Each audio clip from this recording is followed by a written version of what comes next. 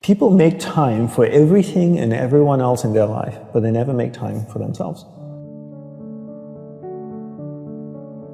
If you go up to someone who you know and say, like, would you like to catch up for coffee? Let's do coffee. They're like, oh, I can't this week, but I can next week. How about Thursday, 7 p.m.? Perfect. I'll see you at this place. When was the last time someone is willing to take time out of their life to spend time with themselves? So if I wanted to get to know you, and we've had one dinner, and we had a great conversation, we're spending time here. If I wanted to get to know you, I would have to spend time with you. We'd have to meet up for coffee, a glass of wine. If I really want to get to know you, maybe we meet up once a week. Every Friday night, we go out for a glass of wine, we chat for a couple of hours. After a year, I'd get to know you really well, you get to know me really well. But it requires me spending time with you. So if you want to get to know yourself, you need to spend time with yourself. But in a way that you can inquire, right? So people say to me things like, oh, I walk my dog in the park, that's my time with myself. And you're like, no, it's not. That's you walking the dog. People go like, oh, I go for a jog, that's my alone time. No, that's you jogging, avoiding traffic, watching where you're stepping so you don't trip and fall over. Spending time with yourself is sitting down, closing your eyes, not interacting with the outside world, and actually going inside and having that conversation. The same conversation I would have with you and say like, hey Brian, so where did you grow up?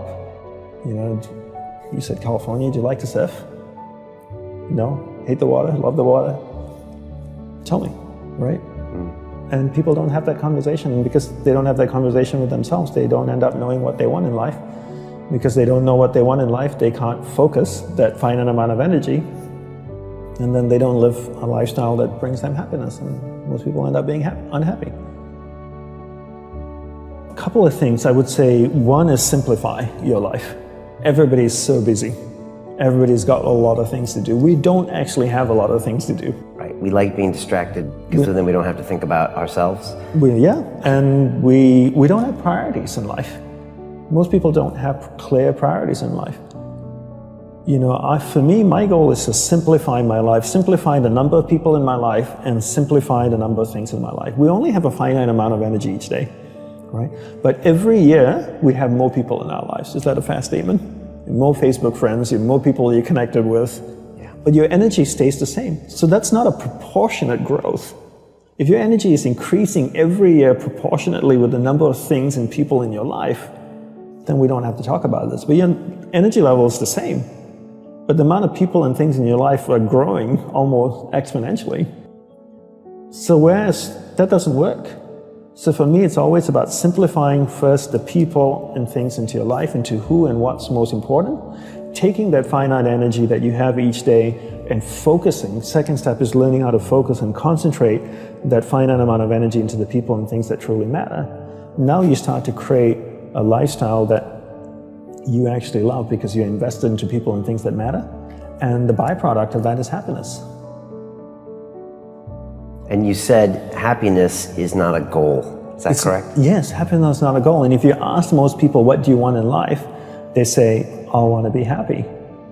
Right? Would that be a fair statement? I mean, literally, it's in the U.S. Constitution, I think, the pursuit of happiness. The pursuit of happiness. I always say you should never pursue happiness. Don't pursue happiness. Pursue a lifestyle where the byproduct of that lifestyle is happiness.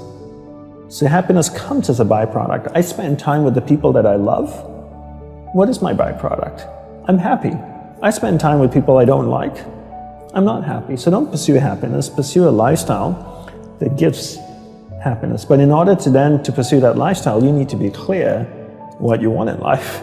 What's your purpose in life? And people don't know this because they don't spend any time with themselves. People think that the more you meditate, the better it is. So 20 minutes of meditation is not as great as 3 hours of meditation. And it's actually not how we work. For us, we believed in quality as opposed to quantity. We spent the whole day preparing to meditate.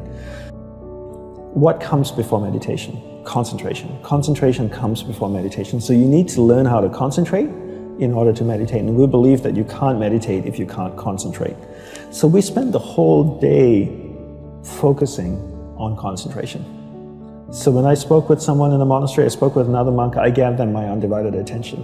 When I worked on my laptop, I focused on working on my laptop. When I swept the sidewalk, I focused on sweeping the sidewalk.